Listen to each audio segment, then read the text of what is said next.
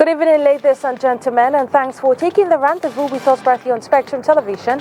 It is the 8 p.m. bilingual newscast. On our top stories tonight, Prime Minister Joseph Dion-Ngute launches a Yaoundé workshop to drive a digital transformation of local council management, aiming to resolve operational challenges. Referees in Cameroon have put down their whistle as of Monday, April 21, 2025, requesting the full payment of 300 million CFA francs, an amount which counts for their bonus for the last 4 seasons, including the ongoing 2024-2025 football season. These stories and many more will be yours in tonight's edition of the 8 p.m. bilingual newscast. Welcome once again, ladies and gentlemen. Well, tonight's news opens in the French language with you, Makeda Lidi. Good evening. Bonsoir, Oni Ladonnette, mesdames, messieurs, bonsoir. Mise en œuvre de la décentralisation, l'on s'achemine vers une transformation numérique efficace du système de gestion des CTD. C'est le sens à donner, en tout cas, à l'atelier ouvert ce jour à Yaoundé par le Premier ministre Joseph Dion-Ngute. L'enjeu majeur est de résoudre les difficultés opérationnelles au sein des communes en modernisant le rythme du travail. Olivier Bouzique pour les détails. Réussir la modernisation effective des collectivités territoriales décentralisées grâce au numérique. C'est l'objectif principal à atteindre au terme de cet atelier national ouvert ce 22 avril à Yaoundé par le Premier ministre Joseph Dion-Ngute. Il ne fait aucun doute que notre objectif commun est de rendre la décentralisation plus efficace et plus proche des citoyens. Notre ambition est de disposer à terme d'une feuille de route opérationnelle capable d'accompagner les réformes en cours, d'enclencher les mutations nécessaires et de servir de socle à la stratégie nationale de décentralisation, tout en constituant un référentiel pour les élus locaux. Les travaux qui réunissent des experts en décentralisation, des magistrats municipaux, ouvrent les échanges sur une vingtaine d'axes de discussion, partant du diagnostic de la gestion financière locale au mécanisme de digitalisation des finances des CTD. Il est question d'aider les communes à procéder à une transformation numérique efficace de leur système de fonctionnement. Aujourd'hui, avec le volume de travail et de documents et de traitement de dossiers à traiter, il n'est plus possible de travailler manuellement. L'informatique nous permet de résoudre les problèmes rapidement et de rendre le travail plus agréable, plus facile. Même les recherches sont beaucoup plus facilitées. Et le monde entier est très avancé dans la digitalisation et le Cameroun doit s'arrimer. Il n'est qu'un peu trop tard, mais nous y arrivons. Mieux vaut tard que jamais. Nous y sommes. Avec l'intelligence artificielle, nous y sommes. Les travaux durent 2 jours. Les recommandations adoptées devront être implémentées dans les 360 communes du Cameroun. Minister, Head of Government Joseph Dion-Ngute pushes for digital CTD management, which aims to fix common issues in local councils by speeding up their work. Well, this shift is expected to make local services faster and more transparent for citizens, ultimately strengthening the impact of decentralization across the country. Well, that is the main aim of the workshop ongoing in Yaoundé. Let's listen to some participants. Commonly, the good pot soup of Mama is cooked with money. It also applies to the councils, that if we don't have the resources, it is going to be very difficult to have digitization. We should not also talk about digitization without talking about energy availability. Solar energy, you could hear the former Minister of Public Works talked about, the process that we've been going through. Energy, renewable energy. There are areas, of course, in Cameroon where we do not still have energy, even domestic energy. Rural areas I want to mention. That's why, of course, we also have the rural electrification projects that the head of state is actually perpetuating. But then, I think in every rural area there is sun, because you don't need to go buy, the solar, the sun that is a God's gift. So I think if we can embark, of course, in the rural areas, most especially in the renewable energy, and when we talk about that, we're talking about solar energy for the local councils, for the councils in the remote areas, it will go further to help us so that we can have energy to perpetuate digitization. These are the shortcomings, and I think we are, of course, all working towards that to make sure that the problems are solved. Après la résiliation du contrat du groupement Zuidaf Sal, les travaux de bitumage de la première étape de la route Edea-Dizangué-Mouanko sont confiés à une entreprise chinoise déjà présente sur le site. Elle s'occupe des études géotechniques et topographiques. L'information a été donnée en fin de semaine dernière lors des rencontres au ministère des Travaux publics pour la revue des projets routiers. Inès Pangan est tirée on pour les détails.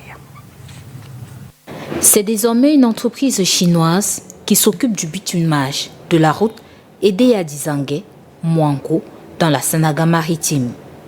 Les travaux de la première étape de 14 km, à savoir Edea-Dizangué, confiés au groupement Zuidaf Sar Fredes Group, sont arrêtés après la résiliation du contrat par le ministre des Travaux publics pour non-respect des clauses. C'est un marché qui devait faire 3 ans, elle a mis plus de 4 ans, plus de 5 ans, elle a été résiliée, dont notamment Zuidaf. Et à la suite de ces résiliations, le maître d'ouvrage, qui est le ministre, a obtenu un gré à gré du MIMAP et a contractualisé une entreprise qu'on appelle une entreprise chinoise du nom de CEFEC.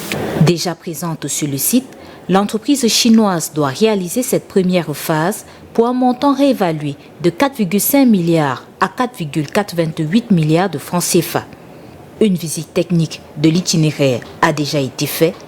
Les études topographiques et géotechniques se préparent. Pour l'instant, nous sommes arrêtés à PK 89 pour la matérialisation des différentes limites. Et après PK 89, on est déjà dans la région du littoral. Donc on attend que le maître d'ouvrage entame la matérialisation des limites des emprises et on va accompagner. Le financement de ce chantier est assuré par le budget d'investissement public du MINTP pour les exercices 2025 et 2026. Des informations au centre des échanges des travaux récents sur la revue des projets routiers. Close to 40 journalists in Cameroon's economic capital have been schooled on elections reporting. Organized by the Association of English-Speaking Journalists at Douala chapter on Friday, April 18, 2025. While the workshop launched or touched on pre-elections, elections and post-elections. Let's take a listen to this report for more details. As the calendar inches closer to October 2025, Cameroon finds itself in a state of heightened political anticipation. Months before the scheduled elections, the Electoral College has yet to be formally convened and the official election date remains unannounced. This period of uncertainty has placed a spotlight on the nation's electoral process, with increasing calls for transparency and fairness.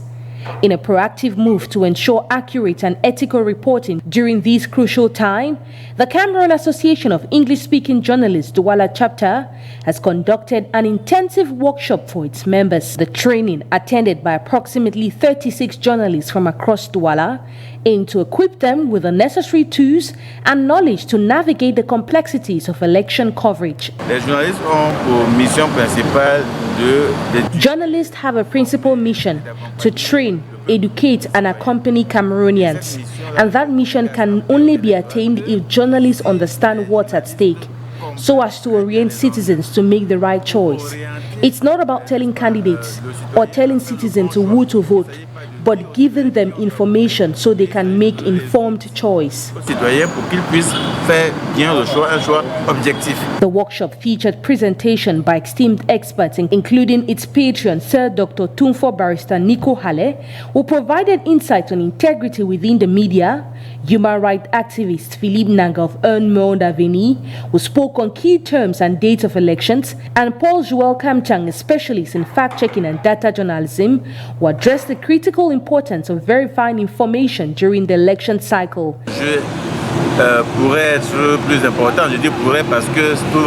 The stakes may be important, maybe because it will depend on the candidate, incoming or outgoing, of the ruling party.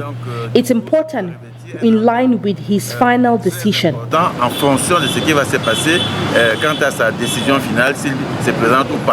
This initiative by Kamasesh D comes at a timely moment as several candidates have already declared their intentions to run for office. The public eagerly awaits an official announcement from the ruling CPDM party, and with potential coalitions forming amongst other political entities, the need for accurate and unbiased information is paramount. Quite anarchy, chaos, disorder, and a situation where there could be rioting. Make sure that there should be no hate speech, hate speech, xenophobia. There should be no tribalism, nepotism, favoritism at any point. As the nation prepares for this significant electoral event, KAMASSG has indicated that they have many more training events planned for their members leading up to the elections. Restons dans le sillage de la prochaine élection présidentielle. Les citoyens continuent de s'inscrire sur les listes électorales. C'est notamment le cas des habitants du village Sigabondio, situé dans l'arrondissement de Yabassi, département d'Unkam, région du littoral. En marge de l'opération qui s'est déroulée le week-end dernier, les populations ont également bénéficié de consultations des yeux, ajoutées à la distribution gratuite des lunettes. Les détails avec vous, Claudilla. Le village Sigabondio s'est réveillé sous une ambiance particulière le jeudi 17 avril dernier. À l'origine, une vaste campagne d'inscription sur les listes électorales en prélude à l'élection présidentielle. C'est sous l'impulsion du ministre des Sports et de l'Éducation physique, le professeur Narcisse Moelekombi, par ailleurs, chef traditionnel de ce village, que les populations ont répondu présentes à cet appel du devoir citoyen. Déjà, nous sommes allés de porte à porte pour donner ce courage-là, cet engouement et la nécessité de s'inscrire. Oui, ce n'est pas pour choisir tel ou tel, mais déjà pour nous, cette liste-là représente tout un village. Et nous sommes satisfaits. La mobilisation a été totale. Bon, nous faisons avec. Le canton Voroubouélé compte une fois de plus marquer son empreinte à cette échéance électorale. Par la même occasion, une campagne de consultation ophtalmologique et la distribution des lunettes médicales a été gracieusement offerte. Je peux décliner ce projet en trois, à savoir l'inscription électorale, d'accord, la partie humanitaire et ensuite la partie associative. En tant que secrétaire du RDPC à France Nord, je me suis dit comment puis-je être utile, d'accord, donc il ne s'agit pas de donner des paires de lunettes donc à la porte-pièce, il s'agit d'accord d'abord donc de consulter nos concitoyens, nos villageois, avant de leur remettre bien sûr donc les lunettes appropriées, d'accord, donc à leur cas, donc c'est du cas par cas. Les populations de la vallée se sont estimées heureuses d'avoir désormais une vision claire pour la présidentielle prochaine. On est là pour s'inscrire dans les listes électorales et nous avons été surpris par une aide qui nous a été offerte par rapport aux gens qui ont les maladies des yeux. Et nous louons vraiment les efforts de monsieur Ebele, qui a voulu mettre à notre disposition certaines choses, c'est-à-dire des lunettes, les visites, pour voir ce qu'il peut nous offrir comme lunettes pour le mal des yeux. Et nous sommes fiers parce que après l'examen, on nous offre gratuitement les lunettes. Le rendez-vous a donc été pris dans le canton Voroubouélé pour exprimer librement leur choix devant les urnes à l'élection présidentielle d'octobre 2025. On reste dans le sillage de la santé cette fois pour parler de la campagne de riposte contre la polio dans les 10 régions du Cameroun. Le lancement aura lieu le 24 avril prochain et pendant 3 jours, les enfants âgés de 0 à 5 ans vont recevoir le vaccin contre cette maladie. Et les informations autour de cette campagne ont été rendues publiques hier au cours d'une rencontre qui a eu lieu ici à Douala. Orient Donkeng et Nounou Futué. The campaign will run from Thursday 24th to Sunday 27th of April 2025. Now that's the first round. The second round equally will run from 29th of May to the 1st of June. It's important to announce to parents that these vaccination campaigns. Nous nous excusons pour cette erreur. On va vous proposer de suivre cette fois, comme on le disait tantôt, la rencontre qui s'est déroulée hier ici à Douala et qui portait sur le déroulement de la campagne de riposte contre la polio prévue dans les 10 régions du Cameroun. On rappelle que le lancement de cette campagne va se dérouler le 24 avril prochain. Et pendant 3 jours, les enfants de 0 à 5 ans vont pouvoir recevoir ce vaccin. Oyen Donken. Détecté à Douala. Cette campagne vient dans le cadre où les cas ont été détectés, pas seulement au niveau de la sous-région, pas seulement au niveau des autres régions du pays, mais au niveau de la région du littoral également. Parce que dans la région du littoral, il y a 2 cas qui ont été,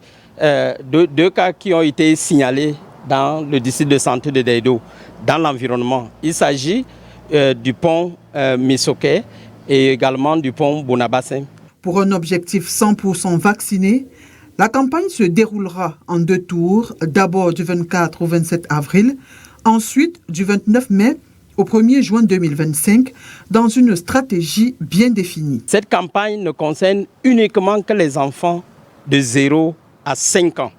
Donc ces enfants vont recevoir 2 gouttes du vaccin polio oral et cette vaccination va avoir lieu premièrement au niveau des ménages, parce que nos équipes vont sillonner de ménage en ménage. Deuxièmement, au niveau des postes fixes, au niveau des formations sanitaires. Et en 3e lieu, les postes fixes temporaires, donc en communauté. Que ça soit au niveau des chefferies, que ça soit au niveau des marchés, que ça soit au niveau des lieux de culte. Donc nos équipes vont être déployées pour pouvoir administrer le vaccin à ces cibles. Il faut également dire qu'il y a cette stratégie école aussi où on doit pouvoir déployer les équipes au niveau des écoles pour pouvoir vacciner les enfants. Un enfant vacciné, c'est un enfant qui est immunisé, c'est un enfant qui est protégé et c'est un enfant où le bien-être est garanti. La poliomyélite, encore appelée polio, est une maladie très contagieuse provoquée par le poliovirus qui envahit le système nerveux et qui peut entraîner en quelques heures des paralysies irréversibles. Les parents sont appelés à ouvrir leurs portes et à laisser vacciner leurs enfants de 0 à 5 ans. Il faut également, au cours de la campagne, faire une recherche active des paralysies flash aiguës et aussi d'autres maladies évitables par la vaccination. On doit également, au cours de la campagne, s'assurer que le vaccin est géré de manière efficace et que les parents sont informés avant le passage des équipes. Donc, tous les parents doivent pouvoir avoir l'information sur la mise en œuvre de la campagne bien avant le passage des équipes. Il faut également signaler qu'au cours de la campagne, on doit rattraper tous ces enfants, donc les enfants de 0,5 ans, y compris les adolescents qui ont manqué 1 ou 2 rendez-vous au cours de la vaccination de routine. On va pouvoir les vacciner. Le briefing de lancement de la campagne de riposte contre la polio dans les 10 régions du Cameroun a lieu ce 21 avril 2025 à la délégation régionale de la santé pour le littoral. Under the distinguished patronage of the First Lady Chantal Biya, Douala today has celebrated the heroic Amazons of Douala Clean City at the Place de la Beseke, honoring their tireless efforts to keep the city spotless in the presence of top regional and local leaders. Christelle Asek Swele and Nono Fuchwe have this report for us. Today in Douala at the Place de la Beseke, a vibrant award ceremony honoring the Amazons of Douala Clean City under the distinguished patronage of the First Lady Chantal Biya. The event was graced by the presence of the Mayor of Douala, the Governor of the Littoral Region and other prominent dignitaries, highlighting the importance of the occasion. The ceremony celebrated the dedication and hard work of these women in maintaining cleanliness and environmental stewardship in Douala, reinforcing community pride and civic responsibility. First Lady Chantal Biya's patronage underscored the government's support for grassroots initiatives, empowering women and promoting sustainable urban living. The gathering at Place de la Beseke was marked by speeches praising the Amazons' commitment, cultural performances, and the presentation of awards recognizing their contributions to a cleaner, healthier city. The presence of high-ranking officials also emphasized the collaborative effort between local authorities and citizens in achieving environmental goals. Un jour mémorable, ça me donne la force de continuer dans mon œuvre d'anclicité, un sentiment de satisfaction, d'honneur. Ça a été une surprise pour moi. Il faut savoir que quand vous faites bien, l'œil de Dieu voit. Parce que je ne savais pas qu'un jour, je pourrais recevoir des cadeaux venant de la première dame du Cameroun. Ça me fait doubler d'efforts, continuer encore une fois de plus. Parce que moi-même, je trouve déjà la difficulté de jeter quelque chose à terre. Parce que ça coule déjà dans mon sang. Douala doit être obligatoirement propre. This event not only celebrated the achievements of the Amazons, but also inspired continued engagement in Douala's Clean City movement, aligning with broader national efforts to empower women and foster sustainable development.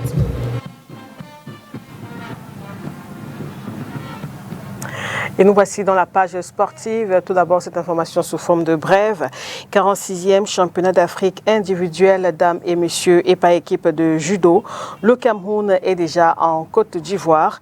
La délégation composée de 10 athlètes et de 4 encadreurs, entre autres, s'est envolée ce matin par l'aéroport international de Yaoundé-Simalène, comme vous pouvez le voir sur ces images. Destination Abidjan. Après le repos ce mardi, les athlètes auront leur première séance d'entraînement en terre ivoirienne ce mercredi matin. Unique médaillée d'or il y a un an en Égypte, la judokate Sophie Mbella va tenter de conserver son titre au cours de ces championnats d'Afrique de judo qui se déroulent, on le rappelle, du 25 au 27 avril au Palais des Sports de Treichville à Abidjan. La suite avec vous, Oni Ladonnette. Indeed, still in sports, games counting for match day 20 of the Elite One Championship, or games to complete match day 20 hangs on a balance following the indefinite strike announced by referees. While they are requesting 300 million CFA francs, one that amounts for their bonuses counting for 4 seasons. Let's get more details in this report.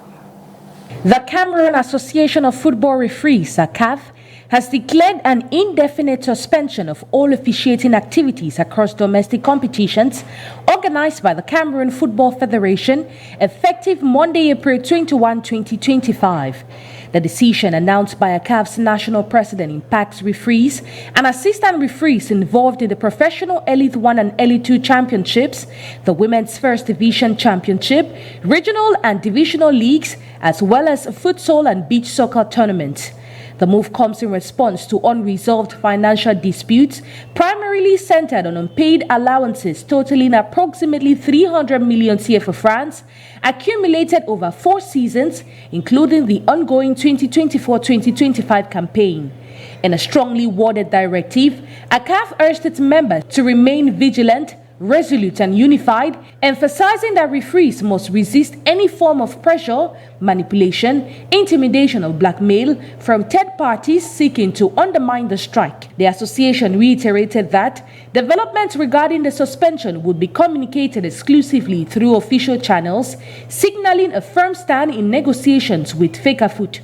The unpaid dues, which include match fees and operational allowances for referees, assistant referees and inspectorate officials, have reportedly persisted since 2021, exacerbating tensions between referees and football authorities. The strike compounds existing turmoil within Cameroonian football, which has faced escalating financial and administrative challenges under FECAFOOT President Samuel Eto'o's leadership. Recent controversies include public clashes with clubs such as Bambuchis Football Club, which accused the Federation of financial mismanagement and unethical practices, prompting threats of legal action from FECAFOOT. The referees who walk out now threatens to paralyze the domestic football calendar, risking fixture cancellations and further eroding confidence in the federation's governance. CAF's leadership has emphasized its openness to dialogue, but maintains that full payment of arrears is non-negotiable. The association's decision reflects growing frustration amongst referees who have cited deteriorating working conditions and prolonged financial neglect as primary grievances. With the April 21 deadline now in effect, stakeholders await FECAFOOT's response to avert a prolonged crisis. Well, that report puts an end to tonight's edition of the 8 p.m. Balingua Newscast. Ladies and gentlemen, thanks for staying with us. We hope to see you again tomorrow, same time, same station. Have a blissful night. Good night to you, Makedalidi. Au revoir, Onila Denette, mesdames, messieurs. Merci de votre attention. Excellente suite de programme sur Spectrum Télévision.